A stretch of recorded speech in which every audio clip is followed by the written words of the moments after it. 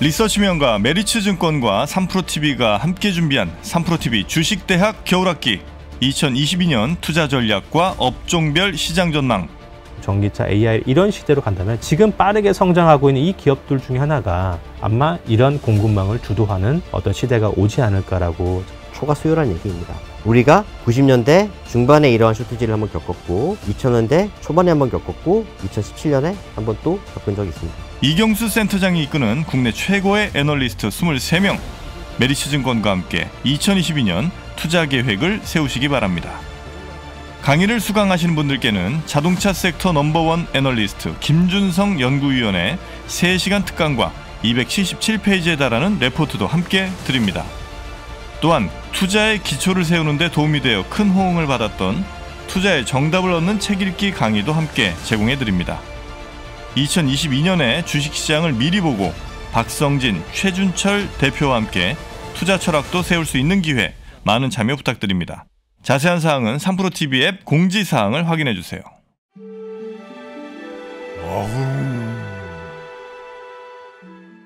그러니까 사실은 이게 굉장히 좀 이게 이 부품이나 이런 것들 경쟁력이 중요한 게 SMEE라고 중국의 노광 장비 회사가 있어요. 네. 근데 이제 90나노 만들고 있는 애들인데, 근데 그런 기업이 지금 28나노, 뭐 나아가서는 뭐 UV까지 해보자 이렇게 목표를 잡았거든요. 렌즈부터 만들어야 돼요.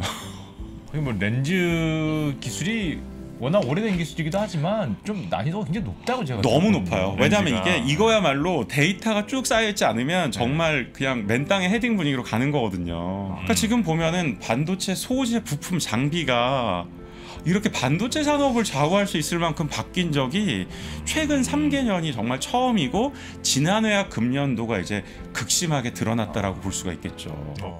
신과 함께 스페셜 힘 좀 내자 반도체 소부장. 자, 오늘은 반도체 그리고 반도체 소부장 관련된 이야기 본격적으로 좀 나눠보도록 하겠습니다. 반갑습니다. 저는 정프로고요. 예, 저는 슈카입니다. 여러분 안녕하세요. 우리 슈카님과 함께. 오랜만이에요 또. 예. 네, 저희가 이렇게 만날 날이 이렇게 생각보다 많지 않습니다.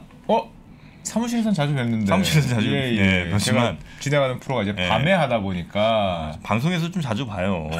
어차피 저 밤에 거의 매일 옵니다. 이 3프로TV 슈카월드 미래는 결국 이제 우리에게 달려 있는 겁니다. 언제까지 그쵸, 우리 예, 이프로님, 예. 지프로님과 하실 거예요. 그쵸, 형님들 좀 제끼고 큰 형님들 젊은 저희가 좀 많이 해야 되지 않을까 끌고 나가야 생각하고 됩니다. 있습니다. 예. 오늘 힘 좀 내겠습니다. 그리고 저희와 함께 반도체 그리고 반도체 소부장 관련된 이야기 해주실 분은요, SK증권의 김영우 센터장님입니다. 어서 오십시오. 네, 안녕하세요. 김영우입니다. 반갑습니다. 네, 안녕하세요. 네, 반갑습니다. 우리 김영우님은 슈카월드 혹시 구독하고 계십니까? 아직 안 하고 있는데 오늘 하겠습니다. 네, 오늘 정프로님 혼자 지금 네, 슈카월드. 네. 아니 하나로 다 합친 거라고 사람들이 얘기해서. 3프로TV를 네, 그래서 네, 방송 하시는 건 많이 봤어요. 슈카월드도 해주세요. 네, 알겠습니다. 네. 이렇게 한 명 또 건졌습니다. 센터장님한테 또 하기엔 좀 부끄러운 내용들이 많아서. 그런가요? 아닙니다. 자, 우리 SK증권의 김영우 센터장님과 함께 오늘 이제 반도체 그리고 반도체 소부장 관련된 이야기를 좀 나눠볼 텐데, 반도체 투자하신 분들이라면 아마 특히 이제 뭐 삼성전자, SK하이닉스 한 1년 동안 좀 많이 화가 났을. 올해 괜히 했다 싶죠. 그러니까요. 예. 참 저희 9만 원일 때 많이 샀거든요. 네. 예, 죄인된 심정으로 네. 일단 사죄부터 좀 하시죠. 네, 죄송합니다. 어떻게 된 겁니까 이게? 참 큰일들이 많이 있었어요. 네. 그래서 뭐 제일 큰 거는 기대했던 수요는 안 나왔거나 아니면은 부품이 없어서 못 만들었거나 뭐 약간 이런 식으로 좀 다 딜레이 되는 게 많았고, 뭐 제일 예를 들면 제일 큰 게 역시 뭐 인텔의 사파이어 래피즈 뭐 서버용 CPU가 나오면 전부 DDR5로 간다고 했는데 그게 내년에 나옵니다. 그러니까 네, 올해 안 나오는 거죠. 참고로 지금 또 그 막 현물 가격 좋고 반도체 분위기 좀 좋아진 거 아시죠? 요즘 최근에 며칠 반짝했잖아요. 그게 그 이 사파이어 래피즈 말고 똑같은 기술로 만드는 엘더레이크 CPU라는 게 나왔는데 그 인텔의 새로운 CPU인데요. 그거에 지금 생각보다 조금 인기가 좋은 편이에요. 그래가지고 처음에는 야 이거 제품만 비싸고 별거 없는 거 아니냐였는데 가격은 되게 비싼데 성능이 거의 AMD 라이젠 수준으로 좋아졌어요. 아니 이제는 AMD 따라가는 수준이에요, 인텔이? 바뀌니까. 근데 아직도 못 따라간 거는 전기를 너무 많이 먹어요. 그래서 그래요? 아직도 약간 그렇긴 한데 근데 지금 왜 뭐 반도체가 부족해서 뭐 노트북을 못 만들어 이런 얘기 많이 들으셨을 거 아니에요. 어쨌든 CPU가 새로 공급이 되고 했더니 거기에 대한 수요가 있는데 이거는 DDR5를 꼭 쓸 필요가 없는 거거든요. 서버용하고는 다르게. 그러니까 이게 CPU가 비싼데 쓰고는 싶으니까 DDR4 메인보드에 DDR4를 달아서 사파이어 그 엘더레이크 CPU를 쓰는데 이게 너무 비싸단 말이죠. 갑자기 좀 독립 PC라고 해야 되나? 그 약간 조립 PC에 가까운 약간 듣보잡 OEM들이 열심히 지금 저가에 지금 보면 또 이 엘더레이크 CPU를 쓴 PC들을 만들고 있습니다. 엘더레이크 비싼데도 비싸니까 저가 브랜드가 DDR4를 달고 나가는 거가 생각보다 괜찮은 조합이 되다 보니까 현물 가격에도 좀 영향을 주고 있고 좀 그래요. 요즘. 그래서 재밌는 반도체 거죠. 요즘 현물가가 조금 튀었군요. 뭐 워낙 고정가랑 괴리가 커서 그런 것도 있는데 근데 지금 이제 가전이 지금 생각보다 수요가 좋아서 컨슈머 디램 조금 좋은 것도 있지만 메인은 생각보다 좀 이 PC 디램 쪽이 좀 괜찮더라. 그래서 아무도 기대 안 했다 컨셉이었다가 좀 들어오니까 좋은 게 있지만 연간으로 본다라고 하면 그래도 메인은 뭐 DDR5가 들어오면은 뭐 칩 사이즈가 커지고 뭐 수율이 떨어져서 공급이 떨어진다 그랬는데 정반대로 DDR4 너무너무 좋은 수율로 엄청나게 만드니까 뭐 삼성전자 디램 빅그로스가 16% 예상했는데 금년에 26% 나오게 생겼고요. 그건 수율 때문이에요. 그러니까 DDR5로 바뀌어야 되면은 막 공정 업그레이드하고 수율 떨어지고 해서 공급이 줄어들 거라고 했는데 그냥 기존에 만들던 거 지금 1년 내내 만드니까 수율이 너무너무 좋은 거죠. 다 막 90% 이상씩 쏟아내고.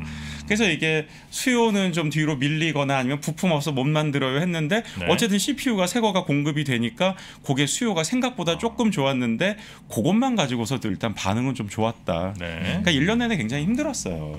그 빅그로스는 그 공급 기준입니까? 수요 기준입니까? 일단 공급 기준이고요. 지금 일단 공급을 너무 많이 하니까 금년도에 사실 디램 수요가 26% 나올 리가 없잖아요. 근데 삼성전자가 16% 보다가 26% 보니까 사실 얘기가 참 어려웠죠. 정말 어려웠고. 근데 또 이제 뭐 연말에 또 밀어내기를 할 거다 뭐 별별 얘기가 다 있었는데 예전에 제가 이제 한번 그 또 3프로TV 출연해서도 뭐 만약 좋아진다면 메타버스 때문에 좋아질 거다라고 했을 때 그 세상이 언제 오느냐라고 했는데 그게 이제 뭐 금년에 조금 왔지만 이제 사실 내년도 기대감이 좀 높은 편이고요. 그러니까 이게 가격을 좀 떨어뜨리니까 그 메타, 그러니까 옛날 페이스북 같은 데가 좀 그래 그 우리 증설해야 될 것 같으니까 좀 이제 사야겠구나 이제 이런 생각을 하는 것도 좀 있었고 놀라운 거는 저희가 이제 모바일이 사실 내년에도 엄청나게 좋은 건 아니에요. 근데 이제 피처폰을 안 만드니까 스마트폰 쪽으로 많이 가게 돼서 19년도에 스마트폰 수요율이 2022년에 넘어서게는 될 거예요. 그러니까 지금 보면 스마트폰은 좋아하는데 핸드셋 전체로 보면 피처폰은 그냥 그렇다이지만 이제 내년도에 이제 애플 글래스 나온다는 이야기가 요즘 굉장히 뜨겁잖아요. 근데 애플만 낼까요? 다른 회사들도 그렇죠. 저는 사실 CES에서 제일 기대하는 것 중에 하나가 이제 삼성전자도 낼 때가 되지 않았느냐인데 혹시 기억나십니까? 2017년, 18년 이때 가면은 VR을 끼고 롤러코스터처럼 타가지고 막 사람들이 끼고 막 하면서 막 왔다 갔다 했었어요. VR 체험방도 강남에 좀 있었어요. 네. 가봤습니다. 멀미 엄청납니다. 네, 근데 그 CES에서는 실제로 삼성전자가 이 로봇하고 붙여가지고 사람을 들었다 놨다 하면서 그래서 그래서 막 이렇게 막 움직이는데 VR 끼고 있으면 정말로 막 움직이는 느낌 나는 거로 해가지고 인기를 끌고 했었거든요. 근데 그때 그래서 나왔던 VR 이름이 삼성전자의 기어 VR이라는 게 있었어요. 근데 지난해하고 금년도에 기어 VR 사셨다는 분 혹시 보신 적 있으세요? 출시를 했습니까? 판매 중단을 한 거죠. 그러니까 지금 그래서 VR을 한다는 이제 기업들은 오히려 글로벌 클라우드를 가지고 확실한 비전을 갖고 있었던 업체들, 그러니까 메타, 그러니까 페이스북이죠. 오큘러스 가지고 있죠. 그 다음에 이제 뭐 익스텐디드 리얼리티하는 XR, 마이크로소프트가 갖고 있죠. 뭐 다 그런 식이에요. 그래서 지금 보면은 오히려 이 하이퍼스케일러들은 VR을 꾸준히 내고 있는데 스마트폰으로 장사하던 업체들은 판매가 뚝 떨어지게 되니까 다 판매를 중단을 했었어요. 근데 오큘러스 퀘스트 2가 작년 말에 나왔는데 네. 사실 금년도에 VR 좋게 봐도 뭐 700만 대 어렵다 뭐 이렇게 봤었거든요. VR 기기. 네, VR 기기. 네. 근데 오큘러스 퀘스트 2가 지금 1년 만에 1000만 대 됐다고 기사가 나오더라고요. 그래요? 그래서 지금 보면 생각보다 좋은 그림인데 그게 문제가 아니고 내년도에 이제 애플이 애플 글래스를 만들게 되면 안드로이드 진영의 스마트폰 하던 업체들도 내기는 내야 돼요. 근데 이제 리얼리티가 옛날보다는 높아졌으니까 네. 아무리 못해도 4GB D램을 써야 되지만 아마도 6이나 8GB를 많이 쓸 거면 스마트폰 한 개 쓰는 거 정도의 그림이 나오는데 네. 대부분이 내년도 이제 하반기에 출시를 예상하고 있기 때문에 그러니까 내년 상반기가 좋다라는 얘기는 못 드리겠지만 네. 생각보다는 양호한 그림이 나오고 있는데 내년 하반기엔 어차피 성수기가 될 때 뉴 디바이스가 나오게 되는 그림이고 VR 같은 게 늘어나면 당연히 이제 뭐 스토리지나 이런 거에 대한 니즈도 올라가니까 네. 랜드도 이제 상반기를 바닥으로 해서 하반기가 좀 좋아질 거라고 보고 있고 그리고 이건 좀 제가 주장하는 내용이긴 하지만 네. 반도체 웨이퍼가 22년 하반기부터 좀 타이트해질 텐데 23년 상반기에 공급 부족이 와요. 반도체 웨이퍼가. 어떻게 알아요? 그거는 아주 확실하게 그림을 그릴 수가 있는데 네. 혹시 ABF 기판이라고 들어보셨습니까? 저는 아지노모토 빌드업 그 네네. 필름이라고 해가지고 아지노모토? 네. 그거는 저 미원 아닙니까? 맞습니다. 바로 그 네네. 회사죠. 아지노모토가 굉장한 회사입니다. 이제 그래서 이 뭐 PC나 서버나 이런 거 만드는 기판에 절연 재료로 쓰는 필름이 있어요. 그 이름이 아지노모토 빌드업 필름에서 사람들이 얘기하는 ABF 기판 쇼티지라고 하는 게 그게 아지노모토 빌드업이에요. 그래요? 네. 그리고 지금 보면은 이제 반도체 포토마스크 네. 다 호야가 하고 있죠.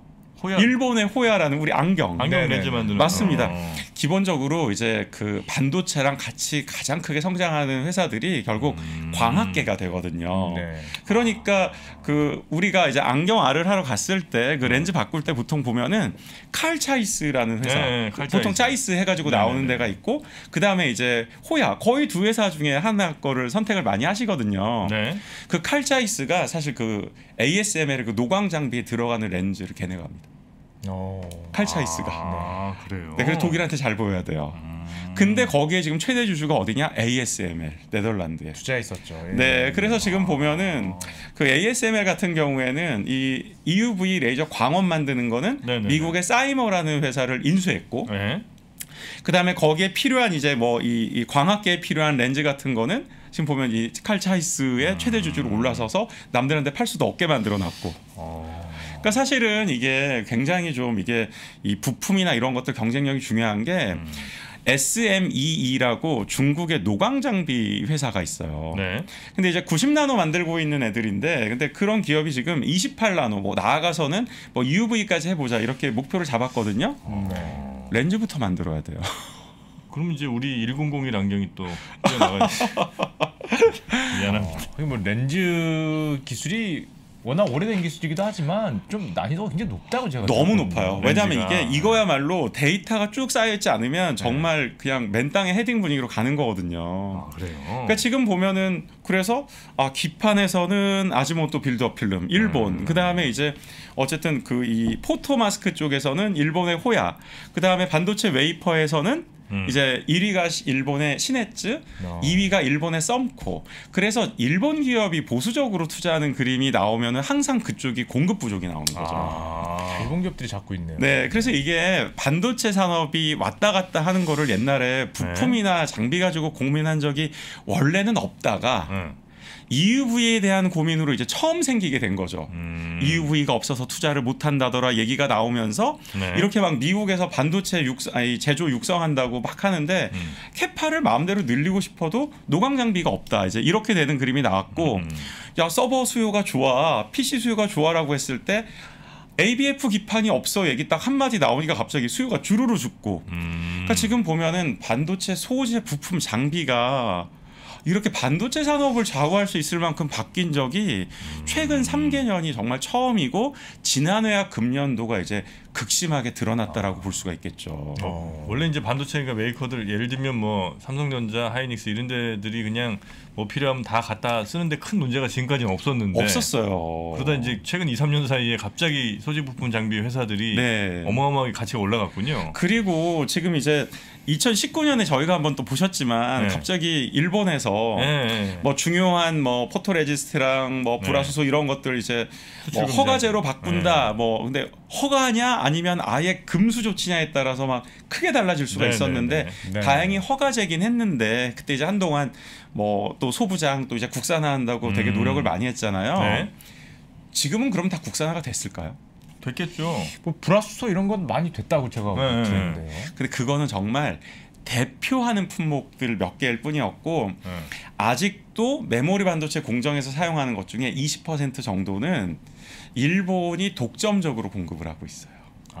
그럼 최근에 그 소부장 어떤 공급 부족이 주로 일본에서 일어나는 문제로 봐요. 은근히 막 특히 부품 같은 것들도 일본발에서 좀 제법 나타나고 있는 거고 장비는 아까 이제 EUV도 서플라이 체인을 확 늘려야 되는데 지난해 마침 또 코로나로 지금 보면 제조를 해야 되는데 사람을 뽑을 수가 없을 정도. 그러니까 지금 보면은 이게 뭐 다들 지금 이제 세상이 바뀐 게 세계화가 아니라 뭐 탈세계화가 되고 네. 중국하고 미국이나 이런 데도 다 스스로 서플라이 체인을 갖고 싶어 하는 그림이 나오는데 거기에서 이제 일본이 어떤 전략을 세우냐면은 일본이 레버리지를 일으켜보자라는 생각을 하고 있어요. 어떤 레버리지냐 하면 미국이 어플라이드 머티리얼스나 램 리서치 장비를 중국에다 공급을 못하게 할 수가 있잖아요. 네네.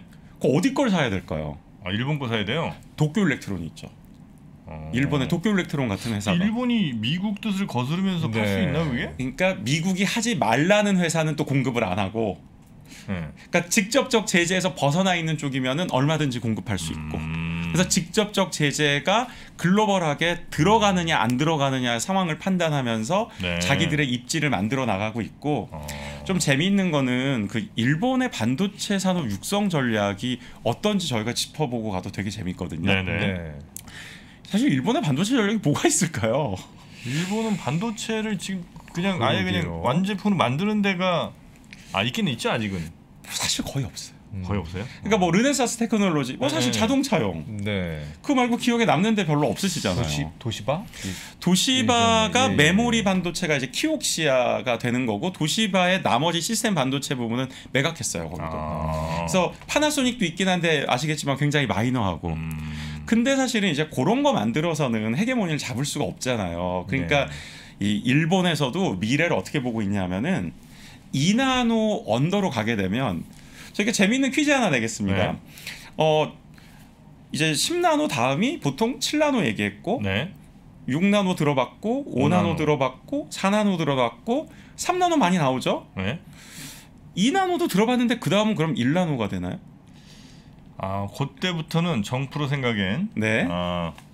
어떤 물리적인 한계점에 도달합니다. 네. 그래서 그렇죠. 이제 나노 싸움이 안 됩니다. 네. 맞습니까? 상당히 중요한 얘기고 맞는 말씀이세요. 아유 고맙습니다. 네. 정프로입니다. 그러면은 위로 쌓지 않을까요? 굉장히 중요한 얘기죠. 예. 그렇게 가야 되는 거죠. 맞습니다. 네. 이렇게 경쟁. 아니 그러니까 이제 네. 굉장히 그런 게 네. 이게 10억 분의 1을 보통 나노라고 했었는데 네. 2나노 다음에 1나노 다음에 0나노로 갈 수는 없잖아요. 그러니까 이게 그 로드맵이 어디까지 있냐면 0.1나노까지 있어요. 근데 이제 듣기에 2나노 다음에 1.8나노 이렇게 얘기하니까 별로 듣기가 안 좋으니까 여기도 또 진보되는 그림을 해야 되는데 야 0.2 좋아졌어? 느낌이 벌써 안 오잖아요. 그러니까 바꿨어요. 이제 100억 분의 1 단위로 바꿉니다.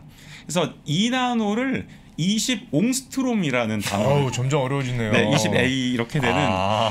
왜냐하면 이제 옹스트롬. 2에서 1.8 느낌이 안 좋잖아요. 단위를 바꾸는군요. 단위를 바꾸는 거죠. 그러니까 나노의 10분의 1이니까 100억 분의 1 단위가 되는 이제 옹스트롬이라는 얘기를 하고 있는데, 근데 문제는 거기에서도 일본이 과연 소재 부품 장비에서 꽉 잡을 수 있을지 없는지를 모르는 거죠. 네. 그러니까 지금 이제 그 일본한테 그 지금 보면은 이 주어진 과제는 2나노 밑으로 갔을 때도 소재 부품 장비에서 경쟁력을 가져야지 미국 업체한테도 우리 없으면 안 돌아가, 중국한테도 우리 없으면 안 돌아가라고 하면서 사실 균형을 가지고서 이제 사실은 지정학적인 뭐 레버리지부터 시작해서 이 기술의 이 사실은 이 산업의 서플라이 체인에서의 레버리지를 일으킬 수가 있는데 이게 어렵다 보니 지금 어떻게 하고 있냐면 TSMC를 통해서 세 가지를 얻어내고 싶어요. 첫 번째는 R&D 센터. 이거는 획득이 됐습니다. 그걸 TSMC를 통해서 해야 돼?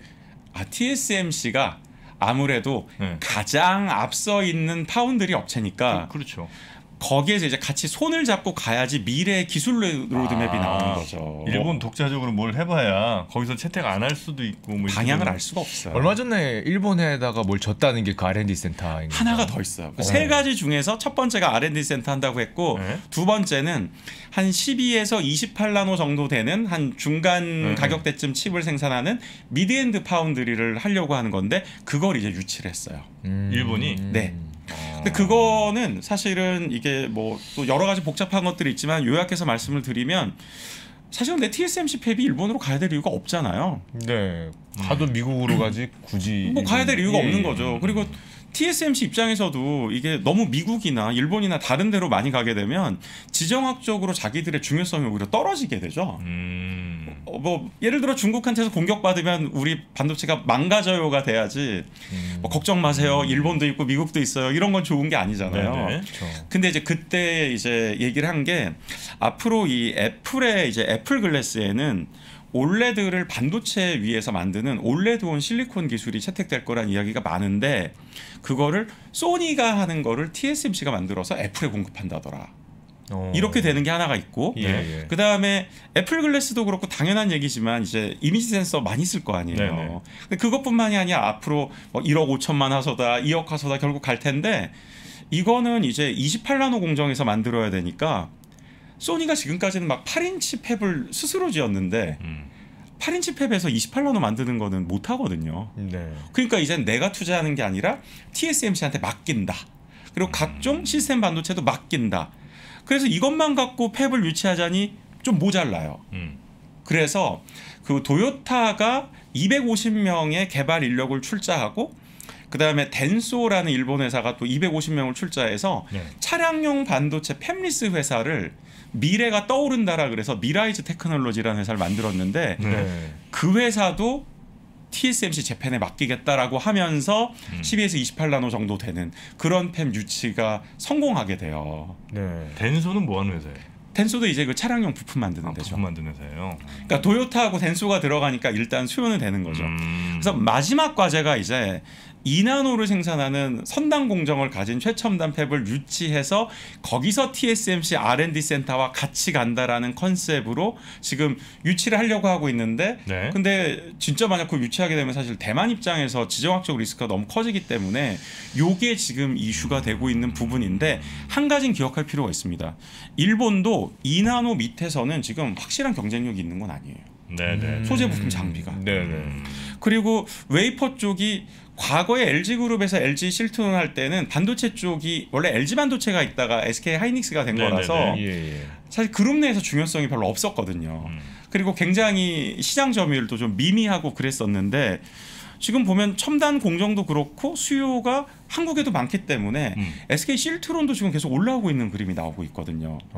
그러니까 지금 만약에 뭐 포토마스크나 포토레지스트 쪽도 뭐 EUV 쪽도 공급할 수 있게 된다 그러면은 사실은 일본의 소재 부품 산업이 굉장히 어려워질 수가 있기 때문에 가장 앞서 있는 파운드리에서 TSMC랑 손을 잡고 가고 싶어 하는 거고 네. 반대로 얘기하면 근데 또 TSMC 말고 최첨단 공정을 할 수 있는 회사는 딱 하나가 더 있습니다. 삼성. 그렇죠. 네. 그러니까 지금 보면은 이게 굉장히 그 일본이 이렇게 레버리지를 일으켜서 쭉 네. 끌고 가야 되는 거의 핵심이 소재 부품 장비가 되듯이 네. 한국도 전체를 다 독립할 수는 없지만 상당 부분 리스크를 줄일 수 있고 특히 주로 일본발로 공급 부족이 발생하고 있기 때문에 거기에서 극복해야 되는 과제를 가져가면 갈수록 네. 한국의 레버리지 자체가 올라갈 수 있는 게 바로 소재 부품 장비 산업이라고 보시면 되겠습니다. 그래서 결론적으로는 한국의 소부장이 네. 그런 이런 많은 이유로 네. 좋아 보인다. 앞으로 될 수밖에 없는 그림으로 보고 있고요. 네. 수밖에 없다. 이게 시간이 지나면 지날수록 중요성은 높아지는 데 비해서 뭐 아쉽다는 이야기도 많이 나오겠지만 혹시 그 우리 뭐 가장 아마 지난해랑 금년에 많이 회자된 게 펠리클이라는 부품이 있었어요. 펠리클? 네, 펠리클은 뭐냐면은 네. EUV 익스트림 울트라 바이올렛 레이저. 네. 일단 정프로님도 이제 선글라스 쓰시지만 여기 보면 이제 UV 뭐 이런 거 써 있을 때 있잖아요. 그렇죠. 자외선 차단. 그거 차단하는 거잖아요. 근데 이거는 파장이 익스트림 울트라 바이올렛이에요. 극초단. 네. 그러니까 그게 지금 보면은 결국은 이 UV를 많이 쬐게 되면 피부가 상하듯이 마스크가 상해요. 포토 마스크가 상해요. 네. 그 포토 마스크가 상하지 않게 막아주는 게 펠리클이에요. 어렵네요. 그러니까 이거 바르는 건가요? 아닙니다. 그러니까 투명한 있고. 게 있는데 그걸 씌워주는 거예요. 네, 그러니까 이 UV로 인한 이제 이 마스크가 삭는 거를 막아주기 위해서. UV로 깎는 거고. 아니요, 그게 아닌가? 아니라 이제 UV로 빛을 쐬게 되면 반도체가 이제 이 밑에 이제 그 포토레지스가 굳어져서 회로의 모양을 그대로 이제 그 잡아주는 건데 이 포토 마스크가 수명이 있는데 이 포토 마스크 수명이 펠리클을 안 씌워주면은 그 UV 효과가 너무 많아져가지고 이게 사실 빨리 파손이 돼요. 그럼 계속 갈아줘야 돼요. 많이 갈아줄수록 불량품 나오는 게 늘어나게 되죠. 비용도 또 떨어지게 되니까 비용은 올라가고. 그래서 지난해하고 금년도에 아마 그 펠리클 이야기를 굉장히 많이 들으셨을 텐데 아마 종목 얘기하면 아실 겁니다. FST, SNS텍. 거기가 이제 펠리클을 한다는 곳이었어요. 근데 지금 보면은 내년부터 삼성전자가 이제 본격적으로 양산할 때 펠리클을 쓸 텐데 일단은 처음에 쓰는 건 누구 걸 쓸까요? 일본 거 쓰지 않을까요? 네, 바로 그 얘기입니다. ASML의 라이센스 하에서 미쓰이 케미칼이 먼저 만들어요. 그럼 그거를 만약에 뭐 당연히 처음에는 그걸 쓰겠지만 거기에 대해서 한국 내에 국내 서플라이 체인이 준비가 안 돼 있다면 이거야말로 또 일본에서 카드를 쓸 수도 있는 그림이 나올 수도 있기 때문에 이게 일본이 먼저 한다고 해서 한국이 안 해도 되는 것은 아니고 세컨 벤더로 준비를 해서 퍼스트 벤더로 올라갈 수 있도록 지원해주는 지원 방안이 또 필요한 것이죠. 그 세컨 벤더로 돼서 다시 이제 그 삼성에서 채택하기 전까지는 사실 연구하고 뭐 돈 엄청 들어갈 거 아니에요. 그래서 지금 보면은 이제 삼성에서도 지분 투자해주고 다. 그래요? 그럼요. 개별적으로는 이게 매출이 일어나고 이익이 나기 전까지는 R&D 비용만 들어가고서 살 수가 없는 그림이기 때문에 그래서 지금은 상당히 충분한 지원들은 계속 이어질 것으로 보고 있습니다. 어떻게 보면 탈세계와 뭐 결론적으로 그런 큰 추세가 있으니까 우리나라 어떤 소부장 업체들한테는 더 좋을 수도 있겠네요. 네, 지금 이제는 좀 더 내재화하는 그림인데 근데 또 재밌는 거는 이게 또 일본의 기술이 그럼 또 한국으로 올 수 있느냐 없느냐도 되게 이슈가 되고 있는데 SK그룹은 또 능력거짤 또 조인트 벤처를 만들어서 또 많이 만들고는 계십니다. 그래서 과거에는 SK 머티리얼스가 그걸 주로 했었는데 규모가 너무 커지다 보니까 이제는 SK랑 SK 머티리얼스가 아예 합병을 하는 그림이 나왔죠. 그래서 지금 보면은 뭐 중국의 기술이 있건 일본의 기술이 있건 최소한 조인트 벤처라도 맺어가지고 좀 내재화해야 되는 그림이 나오는데 문제는 그걸 내재화한다 그래도 또 그 밑에 원자재나 정부체가 또 필요해요. 그 소재를 만들려면. 그러니까 지금 보면은 서플라이 체인이 결국은 국내에서 상당한 기술력으로 완성이 돼 있지 않으면 결국은 의존도는 똑같아진다고 볼 수도 있기 때문에 좀 더 많은 품목에 대해서 지원을 해주면 좋을 것 같고 그리고 지금 보면 어차피 파운드리 성장률이 나빠질 거냐 그런 건 아니잖아요. 좋아지겠죠. 얼핏 생각해도 뭐 블레스도 나온다고 그러고 메타버스도 얘기도 있고 그리고 그 메타버스를 그냥 한마디로 정의하면 뭐 사실 그래픽으로 만드는 신세계 아닙니까? 그래피컬 뉴 월드 아니겠습니까? 그렇겠죠. 그러니까 당연한 얘기지만 거기에 GPU도 많이 필요하겠지만 거기에 그 많은 거를 데이터를 저장하고 인공지능 머신러닝으로 해서 플랫폼을 만들어줘야 되기 때문에 메모리 반도체가 금년도에 너무 많은 이슈가 있었던 건 사실이지만 지금 좀 사실 삼성전자 기준으로 볼 때에도 월봉으로 보면은 사실 투자하고픈 회사예요. 근데 월봉으로 보다 보니까 이게 봉이 12개만 쉬어도 1년이 가기 때문에 투자자들 입장에서 괴로운데 쭉 좋아지는 그림에서는 굉장히 분명하기 때문에 이게 필요로 하는 그림은 이 국내 이 소재 부품 장비 쪽의 니즈는 앞으로도 계속 올라갈 수밖에 없는 것이죠. 그 센터장님 보실 때 그 소재 부품 장비도 이제 굉장히 다양한 분야가 좀 있을 텐데 아까 말씀하신 뭐 펠리클이라든 이런 것도 있을 거고 2022년 혹은 뭐 앞으로 좀 더 괜찮아 보일 방향은 어느 쪽입니까? 사실은요, 이게 이 포토레지스트나 이런 게 EUV 쪽 포토레지스트가 진짜로 다 해결이 됐느냐? 포토레지스트는 몇 나노에 들어가는 것까지 해결되느냐로 따지고 보면 아직 EUV형 포토레지스트나 이런 게 아직 해결이 안 됐고 네. EUV에 들어가는 펠리클도 해결이 아직 안 됐고 그래서 등등해서 극미세화로 갔을 때 필요한 것들은 거의 대부분 국산화가 안 돼 있습니다. 그래요? 네. 그래서 반대로 그쪽에 지금 당장 돈이 되지 않더라도 서플라이 체인을 육성을 위해서 돈을 더 투자해야 되는 그림이고 또 그 밑에 단에 또 원자재를 만들고 전구체를 만들고 이런 것들도 필요하기 때문에 거기에 들어가는 그러니까 지금 극미세 공정 쪽이 굉장히 중요하고 네. 그 다음은 그냥 양껏 많이 쓰는 쪽도 결국 국내에서 100% 조달이 안 되고 이제 뭐 시작해서 국산화가 시작됐다 뭐 이 정도잖아요. 앞으로 그 뭐 3D 낸드는 몇 단까지 갈 거냐? 지난번에 이제 뭐 삼성전자에서 발표한 걸 들어보면 우리 1000단 이상 갈 수 있다. 1000단이요? 뭐 갈 수는 있죠. 네. 지금 몇 단 하고 있는데? 아직은 176단. 예. 네. 근데 문제는 그럼 그거 계속 시각하고 쌓고 해야 되는데 네. 거기에 들어가는 거를 지금 우리가 충분히 지금 다 국산화해서 공급을 하고 있었느냐? 아직 그렇지 않다. 그러니까 거기에 대한 것도 더 사실은 이 공급 능력 증설도 필요하고 거기에 필요한 사실은 이제 가스 수급 체계, 가스 네. 원자재. 그러니까 예를 들어 불화수소 만들려면 불산 어디서 올 거냐부터 시작해서 네. 이 서플라이 체인을 중국이나 이런 데에 너무 의존하지 말고 다양화하려는 움직임도 필요하니까 이게 지금 보면은 생각보다 또 공급망 다변화도 되게 중요해지는 네. 그런 그림으로 봐주시면 되겠습니다. 저희가 근데 듣다 보니까 그 최선단이라 그러죠. 네. 짧게 가는 그쪽이 중요하다는 건 알겠는데 네. 저희도 아무것도 모르는 입장에서는 그러면 아까 전에 조금 더 구체적으로 네. 뭔가 좀 단기적으로 투자가 좀 많이 일어날 것 같다거나 좀 들고 갔으면 하는 이런 방향 같은 게 좀 있을까요? 네, 일단 이제 그 전후 공정을 이제 다 같이 살필 필요가 있는데 저희 아까 이제 나노의 시대가 가는 거냐, 뭐 옹스트롱 얘기도 나오고 했잖아요. 네. 그때 우리 슈카님이 뭐라고 하셨습니까? 이제 후공정 얘기가 딱 나오는 거잖아요. 여러 가지 칩을 넣어야 되는데. 네. 근데 이게 요런 얘기 한번 해보면 그 DDR4에서 DDR5로 갈 때 막 칩 사이즈가 커진다 이제 이런 얘기가 네네네네. 뭐 에러 커렉션 코드가 붙어요. 왜 들어가냐면은 너무 많은 양의 데이터를 빠르게 처리를 하다 보니까 우리가 어차피 반도체가 0 아니면 1을 다 기입해서 이제 계산을 해야 되잖아요. 네. 네. 하나만 에러 나면 한꺼번에 처리한 데이터가 전부 에러가 바뀌어요.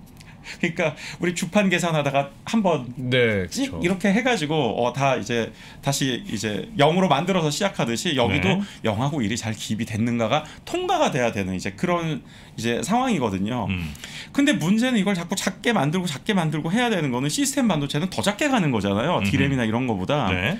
근데 문제는 이러다가 얘가 계산 잘못하면 어떡하지부터 시작해서 칩 하나하나 하다가 잘 더 이상 작아질 수 없으면 어떡하지가 되다 보니까 칩 하나하나 작게 가는 게 아까 제가 EUV 관련된 선단 공정에서 뭐 펠리클도 중요하고 뭐 거기에 들어가는 뭐 소재들도 중요하고 이런 얘기 드렸지만 네. 반대로 후공정에서 얼마나 더 작게 만들어서 그러니까 진짜로 이 네모난 패키지 안에 잘 쌓아서 에러가 안 날 만큼 오히려 단순하게 칩들을 만들어서 잘 구겨서 넣습니다. 포장을 잘해요.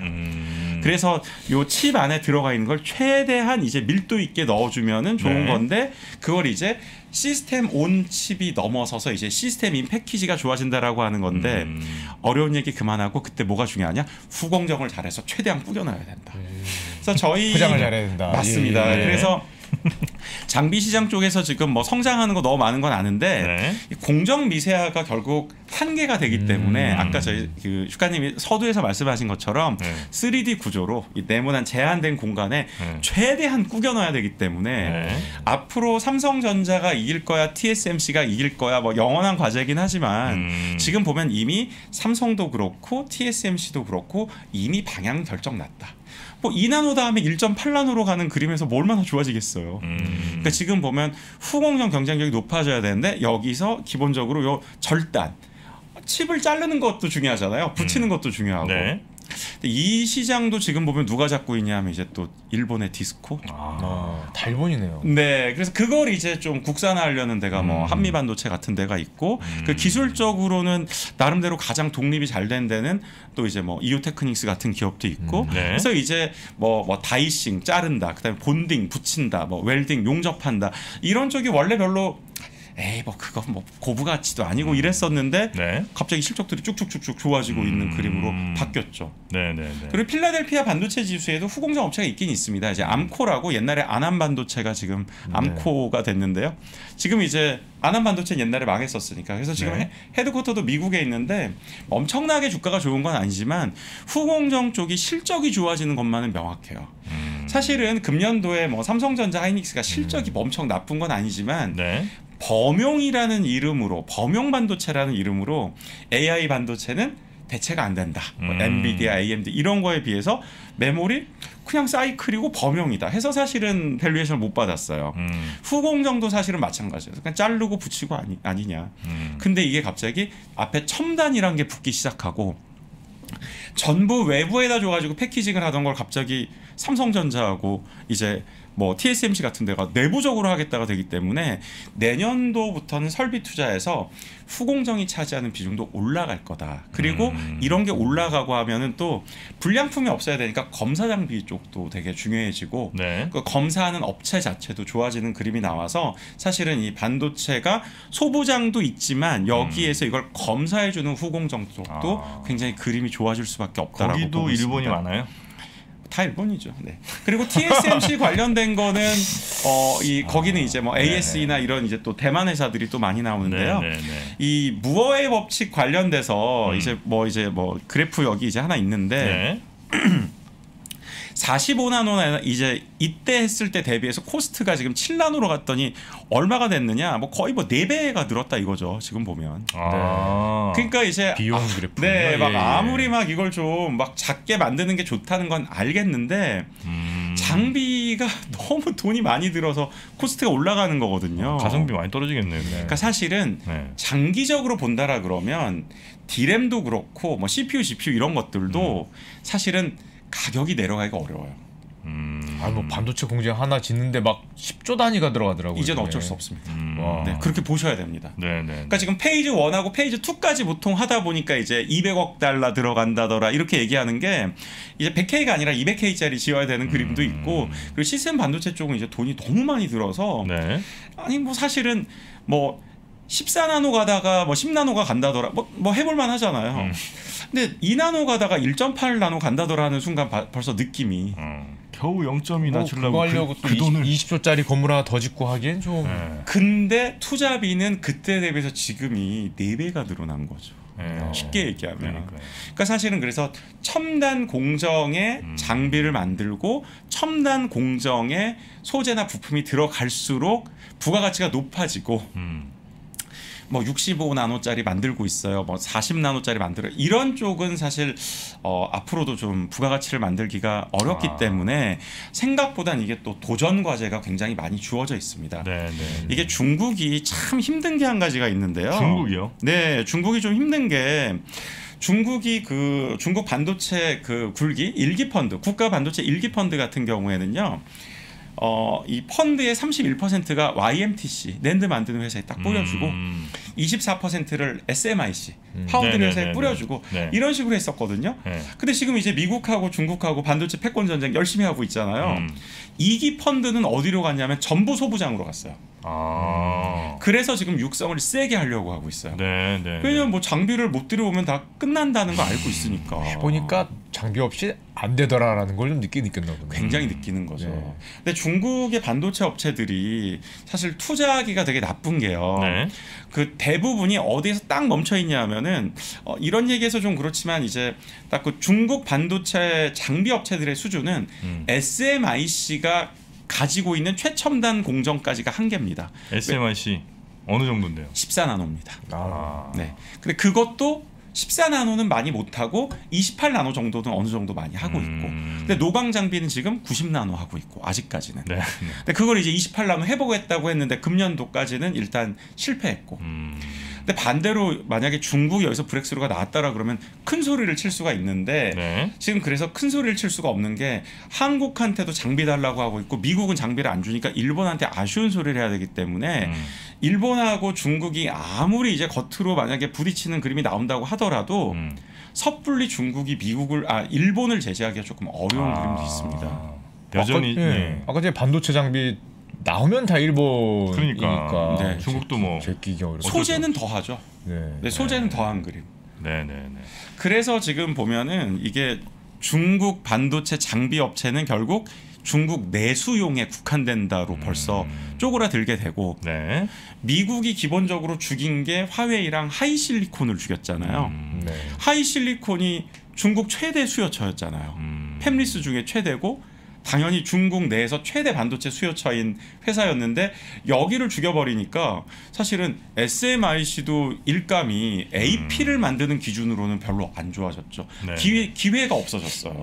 중국 내에서 다 하려고 그랬는데 네. 그러다 보니까 이제 SMIC나 이런 데도 중국 걸로만 해가지고는 지금 어려우니까 그냥 일본 장비라도 사다가 일단 지금 업황이 좋으니까 증설하는 위주로 가고 있어서 네. 생각보다 중국 반도체가 한동안 이 나우라라고 하는 업체는 굉장히 좋은 회사였는데 막 거의 퍼가 200배에서 1000배까지 갔었어요. 와.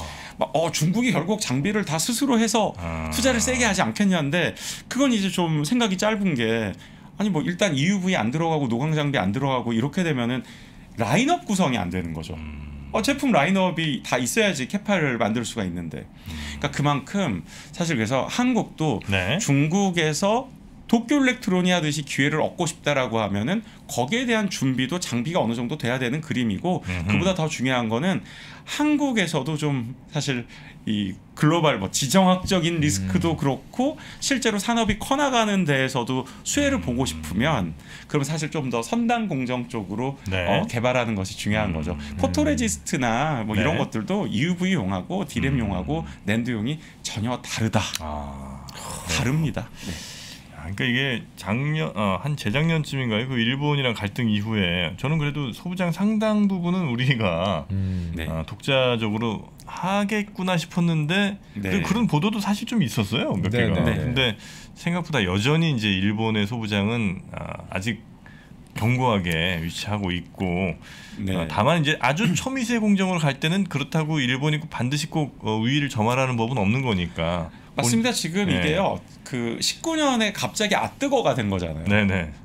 지금 이제 뭐 2년 지났는데. 네. 근데 지금 사실은 그게 그 워낙에 일본이 오래 했었잖아요. 원래 사실 한국이 다 가지고 오기 전에는 다 일본에서 네네네. 다 잘 됐던 거라서 거기는 뭐 80년대 초반부터 지금까지 하고 있는 기업들이고 우리는 이제 아뜨고로 시작한 지가 뭐 사실 2년이다 보니까 거꾸로 생각하면 앞으로 남아있는 3, 4년이 지나서 정말로 25년 이때 됐을 때 막 1.8나노 시대 이제 이렇게 됐을 때는 오히려 4, 5년 정도의 시간이 오히려 있어요. 네네. 그러니까 지금 보면은 앞으로 한국이 메모리 반도체에서 나빠질 거냐 일단 그렇게 생각하지 않고 그리고 오히려 중국에서도 YMTC나 이런 데가 증설한다라 그랬을 때 오히려 소재는 일본 거 쓸 수도 있지만 거기는 한국 거 쓸 수도 있는 그림이거든요. 네. 그리고 아직까지 다행인 거는 낸드는 제재 대상이 아직까지는 아니에요. 첨단으로 보지 않아서.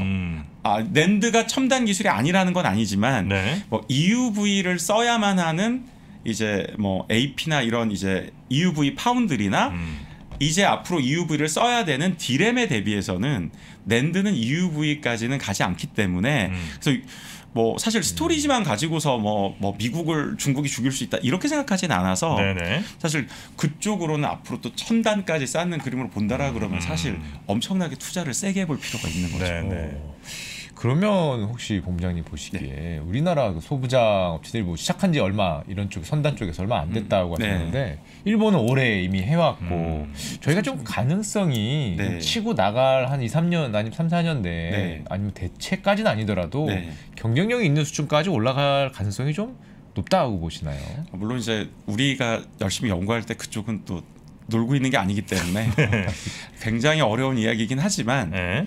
한 가지 좋은 건 제가 이제 그 아까 중국 얘기를 하면서 SMIC가 딱 개발한 공정 수준까지밖에 못 간다라고 말씀드렸잖아요. 네.